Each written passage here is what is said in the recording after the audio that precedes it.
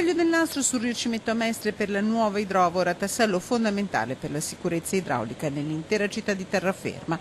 Un impianto di soccorso in grado al momento di spostare, in caso di necessità, fino a 3.000 litri d'acqua al secondo. È predisposto per un potenziamento che può arrivare fino a 6.000 litri al secondo e predisposto con gruppo elettrogeno, quindi non arriva la corrente elettrica per far funzionare le pompe, ma solo come gruppo elettrogeno. Impresse nelle menti di molti cittadini le immagini dell'alluvione che travolse la città il 26 settembre 2007.